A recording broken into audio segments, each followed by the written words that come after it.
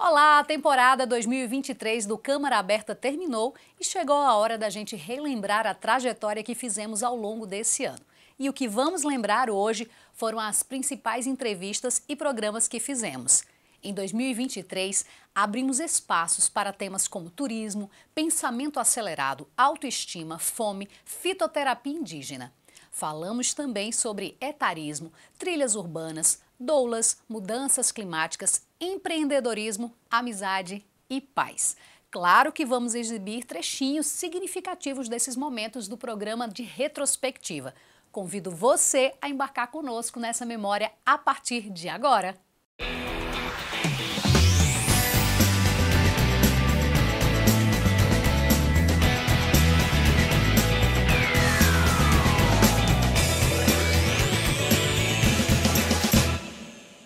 Seja muito bem-vindo, bem-vinda ao nosso Câmara Aberta de Retrospectiva. É bem desafiador escolher apenas alguns trechinhos de tantas temáticas que abordamos ao longo do ano. Mas lá no começo de 2023, a gente falou bastante sobre saúde. Entre os temas estavam síndrome do pensamento acelerado, fome e alimentos ultraprocessados.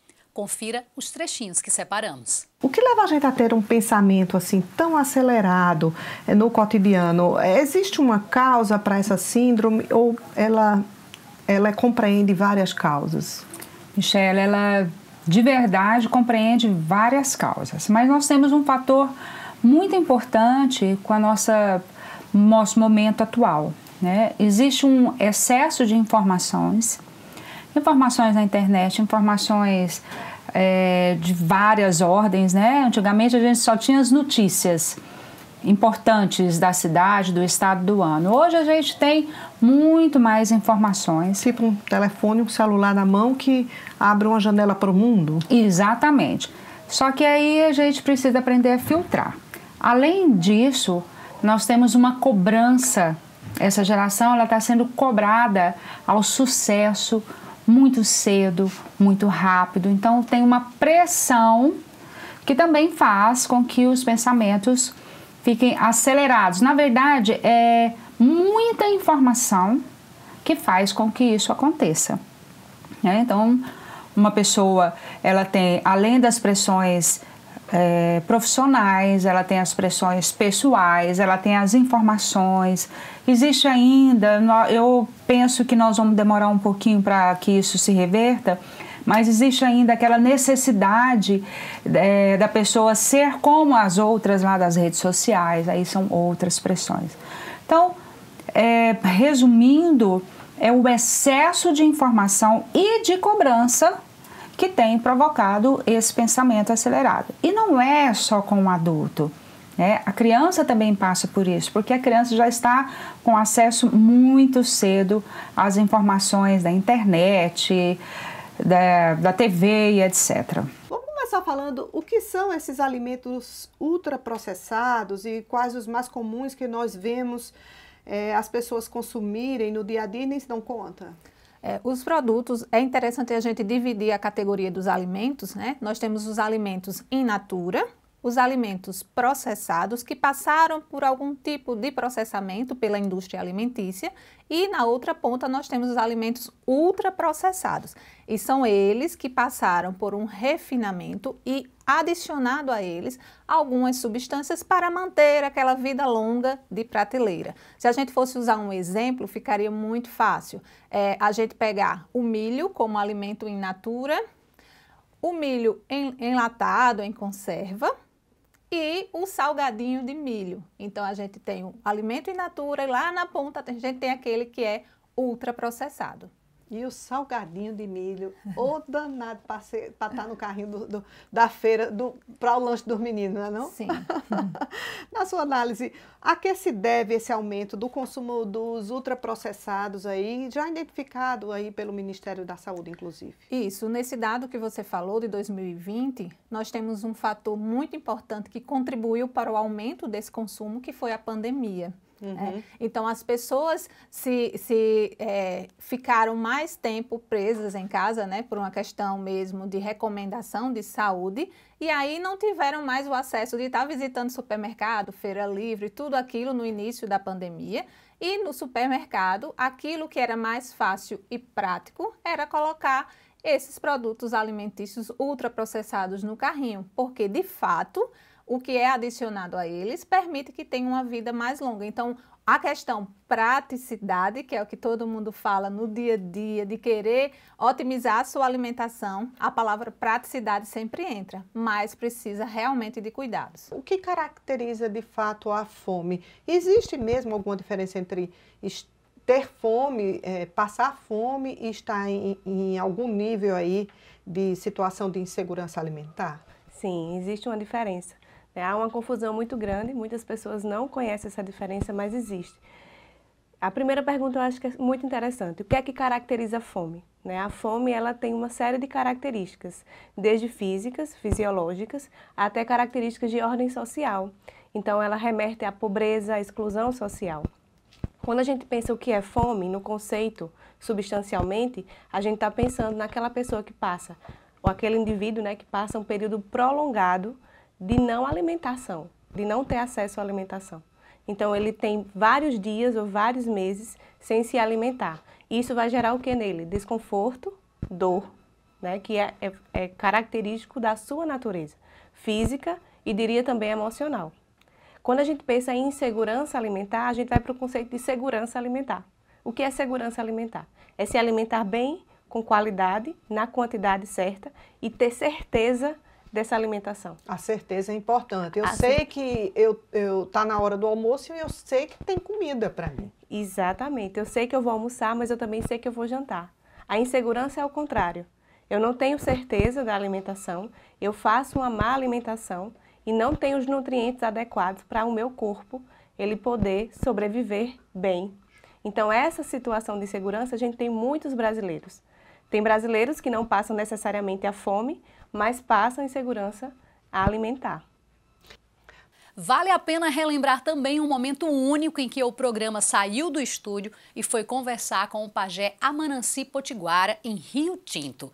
O bate-papo foi todo sobre tradição e saberes ancestrais. Conta pra gente um pouco mais sobre a sua história, a sua trajetória e atuação junto à fitoterapia, claro, notadamente indígena. Bom, é um prazer estar aqui compartilhando um pouco dessa experiência. Então, tudo começou com minha avó materna, Teodora Ribeiro, que era parteira, curandeira, raizeira, benzedeira. Era aquela que cuidava das pessoas na comunidade, que antes nem recebia o nome de aldeia, era mais de sítios. E era assim que era reconhecido os povoados indígenas. E depois, com a parte da demarcação das terras, é que foram recebendo reconhecimento como aldeias. Então, vó, ela mexia com as plantas medicinais, cuidava das pessoas, não só usando as plantas medicinais, mas os rezos, os benzimentos e algumas partes de plantas também. E eu cresci na minha infância, nos finais de semana, indo para a casa de vó, e costumo dizer que tem algumas plantas que têm cheiro de vó, E essa memória olfativa me faz voltar no tempo em algumas situações em que, quando as pessoas chegavam na casa dela, precisando de alguma planta ou de alguma meizinha, que é assim que é bem conhecido, os fitoterápicos, as porções poderosas de cura que são produzidas principalmente pelos anciões e anciãs. E crescendo em meio a esse mundo de plantas medicinais, eu confesso a você que eu não imaginava hoje estar fazendo o que faço, mas a experiência com essas plantas me fez enxergar que a saúde que completa o ser humano está presente, tanto na medicina que a gente é acostumado a encontrar na farmácia, nos hospitais, mas em primeiro lugar por essa prática ancestral. E foi essa prática ancestral que me livrou da morte num momento crucial da minha vida, no qual eu me encontrava muito enferma e precisei recorrer a esse conhecimento de vó. E a primeira planta que eu utilizei foi o genipapo. E com o genipapo eu pude fazer um lambedor, e a partir do momento que fiz esse lambedor, eu, já jovem, quis tirar uma foto e postei na rede social. E quando postei na rede social, muita gente ficou, isso é bom demais, isso é do tempo da minha avó, onde é que eu encontro, eu quero também. E nesse movimento foi que foram surgindo os primeiros momentos de eu mesma preparar o meu fitoterápico e ajudar também outras pessoas. A saúde continua sendo o tema do nosso programa do primeiro semestre, quando relembramos os 3 anos da Covid 2019 e nos emocionamos com o relato do infectologista Fernando Chagas. O senhor que vivenciou enquanto médico, qual é o maior aprendizado que a pandemia deixa na sua avaliação, na sua análise? Que depoimento forte, né? Não é? Eu lembro de um menino, um estudante de odontologia, que eu acabei indicando a UTI para o pai dele, não tinha, ele estava muito grave. E esse menino desabou na minha frente dizendo, doutor, ontem foi a minha mãe. E depois eu soube que ele perdeu o pai e a mãe, né? E assim, eu esperava que trouxesse como grande aprendizado, de fato, o cuidado pessoal, né? As pessoas entenderem que quando você se cuida no sentido de seguir as medidas de proteção, você está também cuidando da sociedade, você está cuidando das outras pessoas. Não tem sido como eu esperava, infelizmente, né? Com tanto depoimento, tanta história, ainda há quem diga, e eu digo porque eu já ouvi isso, de que isso tudo se trata de uma grande invenção. Olha que coisa monstruosa, não tem outra palavra.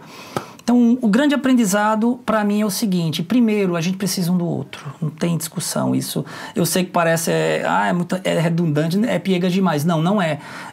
A gente sentiu isso na pele, a gente precisa um do outro, a gente precisa pensar no outro e em sociedade para fazer com que situações como essa não se repitam. E que quando se repetir, a gente precisa dar apoio um para o outro, porque todo mundo desaba. Eu desabo hoje falando aqui. Você imagina o quanto a gente não desabou naqueles momentos. Então, a grande lição é essa.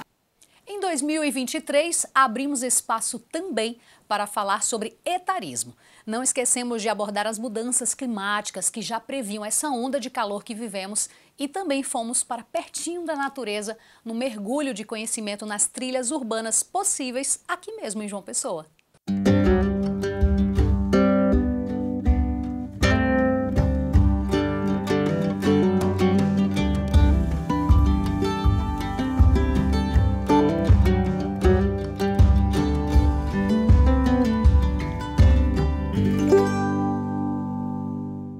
Encerrando o primeiro semestre, falamos sobre a alegria das quadrilhas juninas, o festival que acontece aqui mesmo em João Pessoa. Mas também não deixamos de trazer informações sobre a origem dos festejos juninos com a antropóloga Luciana Chianca.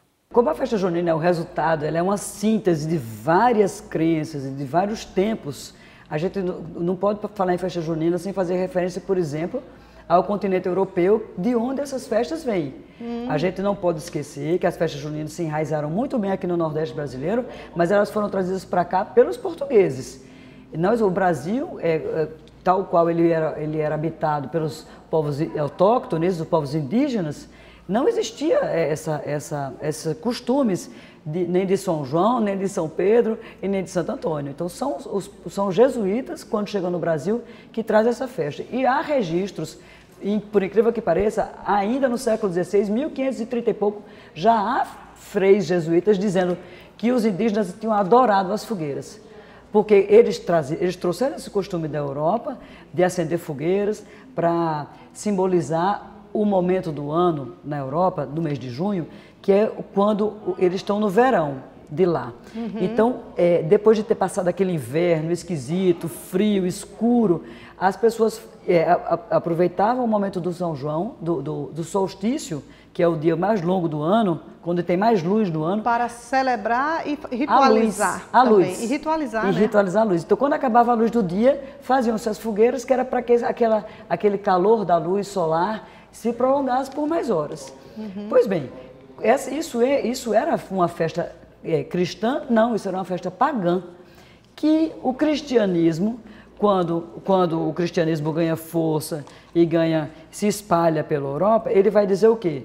Não vamos esquecer essas práticas pagãs, porque se a gente não se entrosar com esses costumes do povo, a gente não vai conseguir se instalar. Então vamos usar essas fogueiras que o pessoal já fazia como representação, digamos assim, de uma fé e de uma crença católica.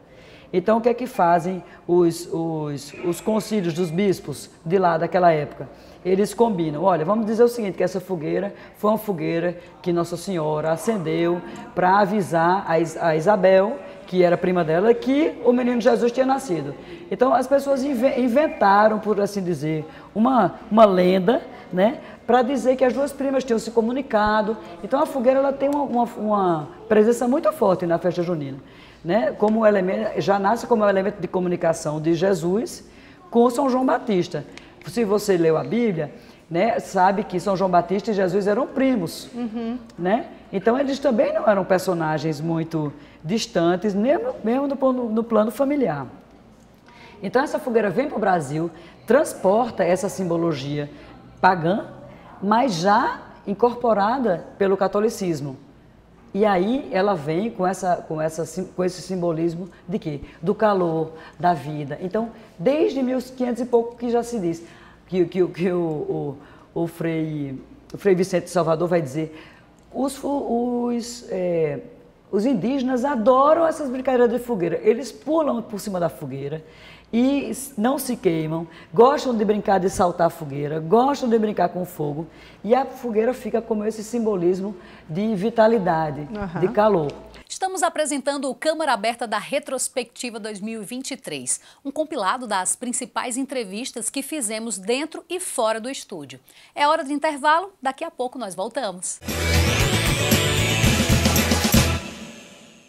A Cultura da Paraíba em Alta, um programa intimista apresentado pelo Mestre Fuba.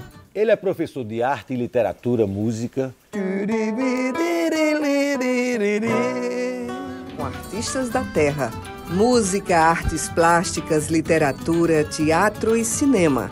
O Jardim Cultural da Paraíba aqui, na TV Câmara, às 7h30 da noite, toda sexta-feira. Você quer contribuir para melhorar nossa João Pessoa? A sua ideia pode fazer parte de uma lei da cidade. Conheça o E-Democracia, o portal de participação popular da Câmara Municipal, em que cada cidadão pode contribuir perguntando, opinando e dando sugestões para novos projetos de leis. Acesse edemocracia.joaopessoa.pb.leg.br. E-Democracia, sua participação melhora a nossa cidade. Câmara Municipal de João Pessoa, a Casa do Povo. É de lei. É de lei. Você sabia que quem doa sangue para órgãos de saúde tem direito à transfusão sem a necessidade de buscar por doadores? Se é de lei, é da Câmara Municipal de João Pessoa. Dos meus tempos de menino não falta recordação. Pude sonhar e brincar de bola, bila, peão. No pensamento eu viajava com a minha imaginação. Na escola, todo dia feliz da vida estudava, mas a hora preferida era quando eu brincava. No recreio com os amigos, ligeiro a hora passava. No território da infância, fui feliz, pude sonhar. Recebi amor dos meus sem ter que me preocupar. Era um tempo de magia, sorrio só de lembrar. Pois quando penso na infância, eu penso em algo sagrado. Num solo fértil, potente, onde o amor é plantado em proteção, em futuro, em afeto e em cuidado. Porém, a realidade, para muitos, é diferente. O direito à infância é negado a muita gente, prejudicando a criança e também o adolescente. O trabalho infantil em nossa sociedade precisa urgentemente ter um fim com brevidade. Proteger nossas crianças é responsabilidade. Responsabilidade de quem tem um olhar social, de quem luta para que o mundo seja menos desigual, para que a Constituição se cumpra em seu ideal. Educação, moradia, teto e sobrevivência são direitos garantidos e para que haja potência no adulto que crescerá, preservemos a inocência. O brincar é fundamental, é forma de expressão. Cuidar das nossas crianças é cuidar de nossa nação. É preservar o presente para que haja futuro então. Que toda criança tenha direitos assegurados, que tenha amor, estudos, seus anseios validados, possa se desenvolver sem ter seus sonhos roubados. Cansaço só de brincar. Nenhuma preocupação, vida plena e leveza, boa escolarização, respeito e, acima de tudo, toda a nossa proteção. Saúde, vida, lazer, cultura e muita poesia. Que toda criança tenha de viver a alegria e que você chegue junto. Seja mais um que se alia para transformar, para amar e proteger. Criança não tem trabalho, tem que se desenvolver. Vamos juntos reforçar. Criança é só para amar, brincar, sorrir e crescer. Chega de trabalho infantil.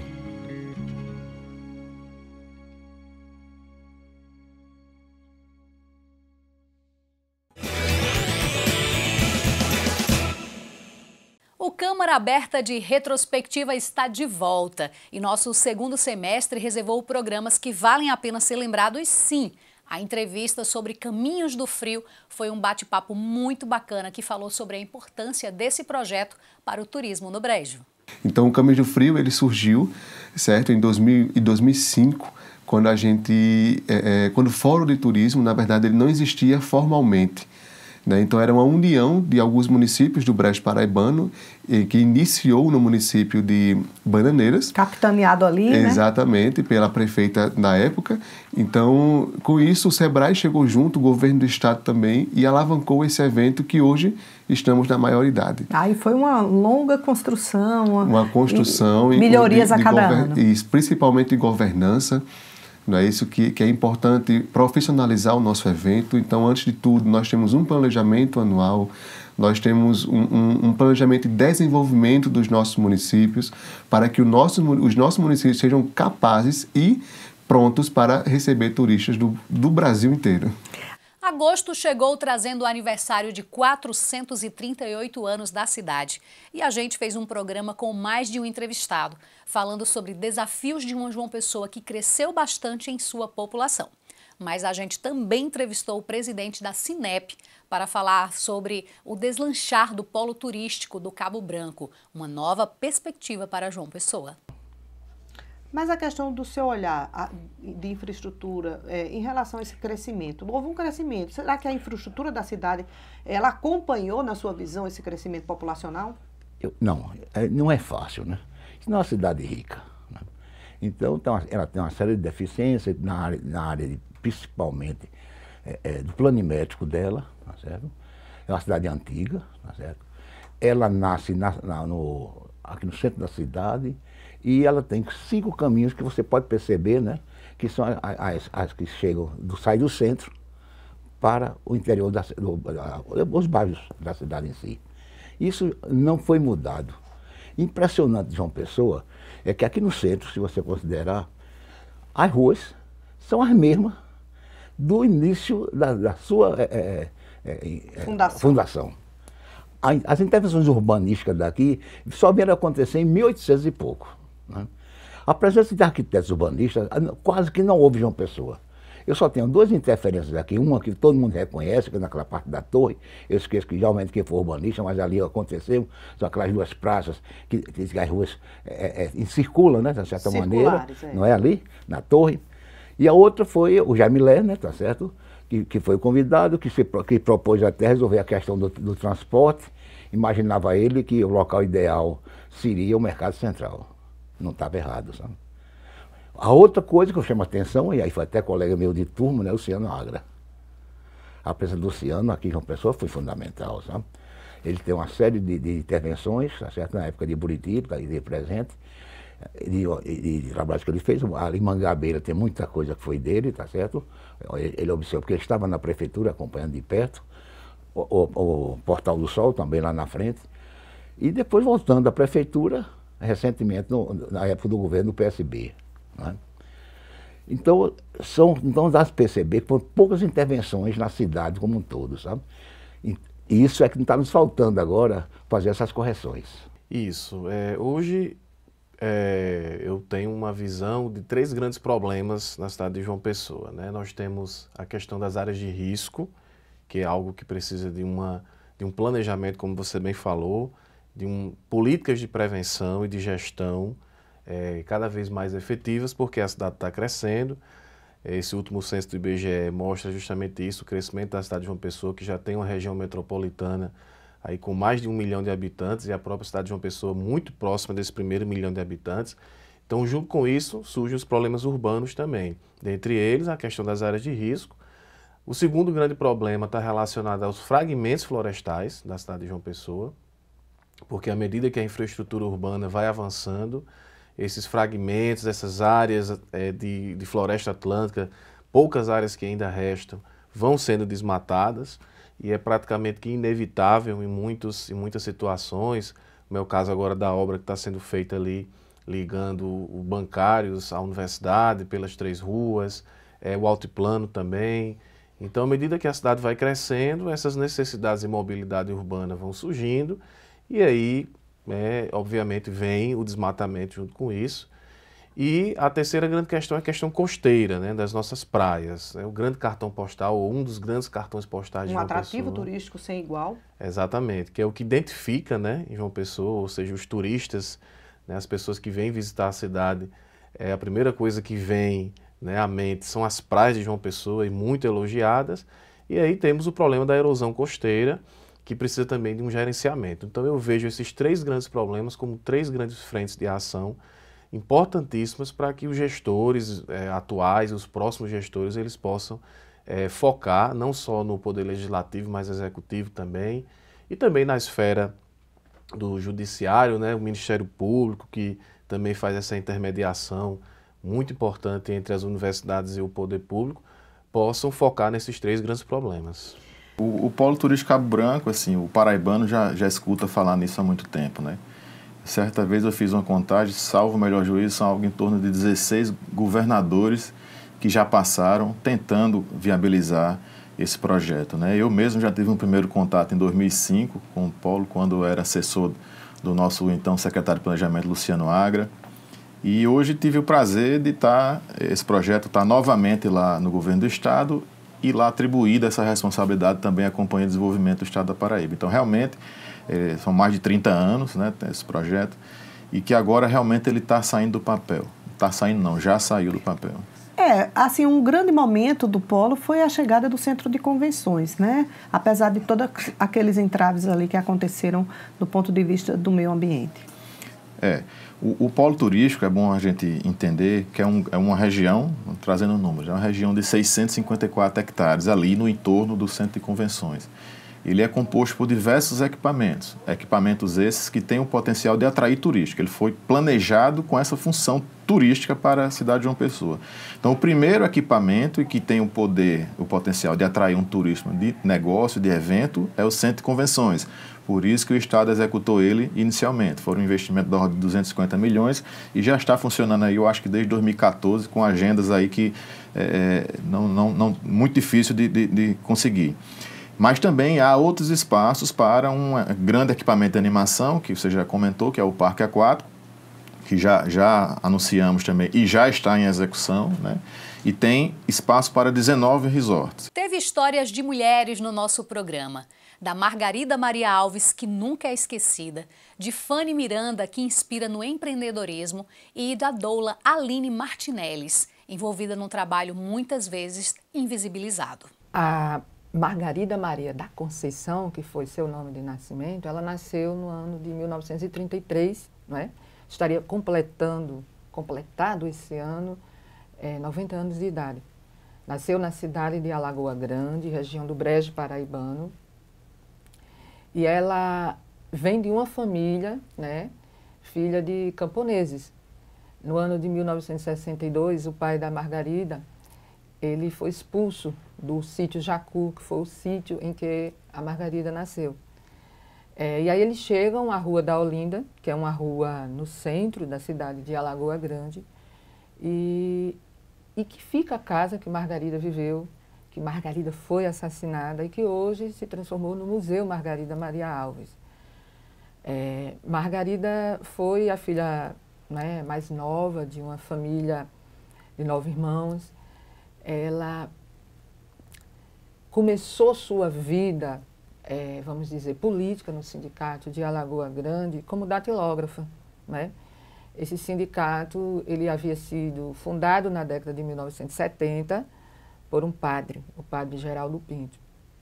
A Margarida vai ser a 4ª ou 5ª presidenta, né, porque não temos uma fonte tão concreta sobre isso, mas, inclusive, antes dela chegar a ser presidenta, ela iniciou como essa mulher que digitava, se escolarizou até o que seria hoje o 5º ano, a antiga 4ª série primária, então sabia ler, sabia escrever, digitava as carteiras das pessoas que se associavam lá, mas a Margarida foi se construindo liderança, sua voz começou a ir até as pessoas que nesse contexto, nessa década, em que o Brasil estava passando por um período, não é, de um estado de exceção, em que existia uma ditadura militar, com apoio de parte da sociedade civil, mas também com resistência de outra parcela. E tanto o padre que fundou o sindicato, como os camponeses naquela época, aqui na Paraíba, eles tinham um apoio muito grande da arquidiocese, quando nós tínhamos à frente o então arcebispo, bispo Dom José Maria Pires. E esse é um contexto em que a Margarida vai atuar em um sindicato, em que esse sindicato ele tem uma atuação diferente dos sindicatos na atualidade, para que essa geração agora veja. Um sindicato ele deve representar os direitos trabalhistas das pessoas. E a Margarida chega nesse sindicato em que esse sindicato ele tinha limites, ele não podia se confrontar tanto, vamos dizer, com as pessoas que contratavam os trabalhadores do campo para trabalhos, muitas vezes ainda sem o pagamento do salário e dos direitos trabalhistas. O que hoje é considerado análogo à escravidão. Exatamente. Desde criança, realmente, sempre foi muito lúdico essa questão tanto da arte quanto do empreendedorismo, sabe? Também, então, eu fazia as coisinhas e vendia para minhas vizinhas. Xuxinha de cabelo, assim, coisas que eu olhava, que lindo, dá para vender. Agora eu nunca tinha essa noção, né? E daí eu acredito muito, culpa muito da minha mãe mesmo. Essa educação financeira, que eu acredito também que não foi uma coisa planejada, foi uma coisa natural. Minha avó vendia, ela tinha uma banca lá na Berruan, lá embaixo no centro, ali no Varadouro, que antigamente a rua era fechada. Antigamente mesmo, não era nem nascida, mas tinha as fotos lá em casa. Ela tinha banca de vender sapato, minha mãe tinha aquelas banquinhas que amarra no pescoço, que vendia meia, e para se autossustentar mesmo como pessoas pobres, né? E eu acredito que isso já veio na mente dela sem ela nem perceber. Aí comprou cofrinho para mim, e daí eu gostava de vender as xuxinhas, e colocava lá a moedinha no cofrinho e eu não gastava por nada. Começou aí, eu acho, essa história. Mas as doulas, elas começam a ser demandadas dentro de um cenário obstétrico profundamente instrumentalizado e intervencionista, em que os corpos das mulheres ficaram muito sujeitos às determinações médicas. E quando a gente faz essa crítica, a gente não despreza os saberes biomédicos, mas a gente precisa compreender que esses saberes, eles precisam estar em harmonia com o acúmulo das experiências das mulheres mais antigas, parteiras, que também sabiam sobre a experiência do parto. Então, as doulas, elas começam a ser resgatadas, uma figura que é resgatada na história, a partir do processo desse caldo aí dessa onda hippie da década de 60, 70, sobretudo no contexto estadunidense, em que as mulheres começam a buscar alternativas para o seu empoderamento, para a sua liberdade no corpo, e começam também a pensar que a experiência do parto também precisa ser delas. Isso é o que se tem de resgate mais recente. Entretanto, aqui no Brasil, isso começa a ser uma demanda e uma temática, e ela começa a ser recorrida a partir da grande preocupação dos organismos internacionais com o alto índice de mortalidade materna, e começam a pensar práticas que pudessem atenuar esses dados. Então, o Brasil faz uma pactuação de diminuição desse pacto, o Brasil faz uma pactuação de diminuição desses índices, e também, como resposta, começa a dialogar com essa perspectiva da dolagem, né, que estava sendo fomentada aqui no Brasil, através da REUNA, que é a Rede pela Humanização do Parto. E aí, de lá para cá, vieram doulas da DONA, que é uma associação estadunidense de doulas, e ela faz a primeira formação. E entre as estratégias que o Brasil desenvolve para combater a mortalidade materna e melhorar os índices de parto e nascimento, é a criação da Rede Cegonha. Então, a partir daí, e com o fomento da dolagem, a disseminação da dolagem aqui no Brasil, principalmente Brasília e Rio de Janeiro, começa a acontecer as primeiras formações de doulas. Isso na década de 2000, basicamente no ano de 2003, já começam essas primeiras formações. Já pertinho do final do ano, nós fomos à Praia da Penha mostrar as belezas do lugar que mistura turismo e fé. Lá conhecemos também o trabalho artesanal com escamas de peixes, feito pelas mulheres dos pescadores do programa Sereias da Penha. O guia Alceu Silva nos falou da fé e da descoberta desse lugar que hoje é ponto final da procissão.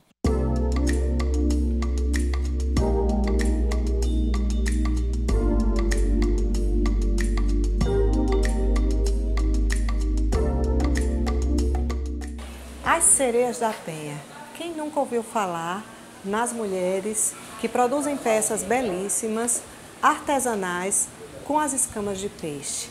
Pois é, um projeto nascido aqui na Penha, que faz parte da economia aqui dessa localidade. Quando a gente desce lá de cima do santuário e vem aqui para bem pertinho do mar, a gente vem de encontro a uma comunidade de pescadores. São as mulheres desses pescadores que descobriram uma forma de subsistência e mais do que isso, elas descobriram a arte que habitava dentro delas. E a gente veio aqui embaixo conversar com a Aline Gouveia. Ela preside a associação, é assim, a coordenadora, a líder dessa associação das Sereias da Penha. Aline, fala um pouco sobre o início desse projeto e qual é a representatividade e o alcance que ele tem, não só para as mulheres, mas também para a projeção da Paraíba no mundo. Então, o projeto Sereias da Penha ela surgiu em 2014, tá? Surgiu em 2014 através de uma capacitação do IFPB, e onde houve 42 mulheres nesse projeto e 21 se destacaram. Foi quando, na época, trouxeram Ronaldo Fraga e ele incentivou o crochê no fio de cobre juntamente com a escama de peixe. E foi aí que tudo começou. O projeto ele teve um auge, teve um ápice gigantesco. Como? Teve o São Paulo Fashion Week, teve os Sereias Black e é como eu digo, nós subimos de escada rolante. Mas em meio a algumas coisas, algumas dificuldades. E a própria pandemia também. A própria pandemia, paramos, né? Lá no alto da escada e fomos descendo devagarzinho os degraus. E hoje estamos, eu costumo dizer que é o recomeço das sereias. As sereias não morreram. Ela estava simplesmente um pouquinho descansando no mar e estamos de volta com muita novidade. Vamos falar da história. Como é que tudo começou quando não existia nada disso aqui? Inicialmente aqui não existia nada em âmbitos de população. Mas o que acontece, a história ganhou um caráter muito poderoso no ano de 1763. Quando um navegador português de nome Silvio Siqueira passou por uma tormenta, uma grande tempestade em alto mar e fez uma promessa a Nossa Senhora da Penha. Se escapasse daquela tormenta, salvo não só ele, como a sua tripulação, o local onde ele ancorasse, aportasse em águas tranquilas e calmas, iria ser o local eleito para a construção de uma capela. O português já era devoto Nossa Senhora da Penha. O português já era devoto Nossa Senhora da Penha. É curioso pensar que a praia onde foi palco dessa história toda, a praia aqui que compreende a Praia da Penha e a Praia dos Seixas. É curioso pensar que a própria história de Nossa Senhora da Penha, ela se inicia com o alto de uma colina, de um penhasco, lá na região que compreende hoje a cidade de Salamanca, na Espanha. A capela é essa aqui, fundada em 1763, Ele começa como uma capela simples e é uma capela que ela é diferente de todas as outras capelas que existem do século XVIII, século XIX, sobre a história da Paraíba, porque ela não tem nenhum estilo arquitetônico ligado ao barroco, ao rococó, ao neoclássico. É uma capela de simplesmente uma única conotação.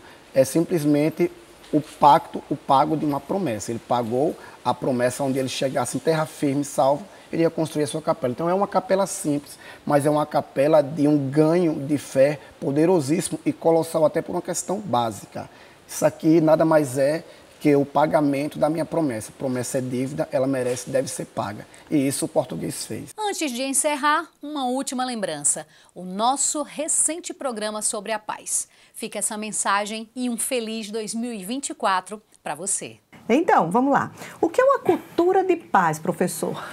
Quando a gente pensa em cultura de paz, a gente tem que primeiro pensar no que significa a palavra cultura. A palavra cultura, ela vem de cultivo, de cultivar, colere, né? Era utilizado durante muito tempo nos aspectos agronômicos e só depois é que vai se caracterizar como uma construção humana.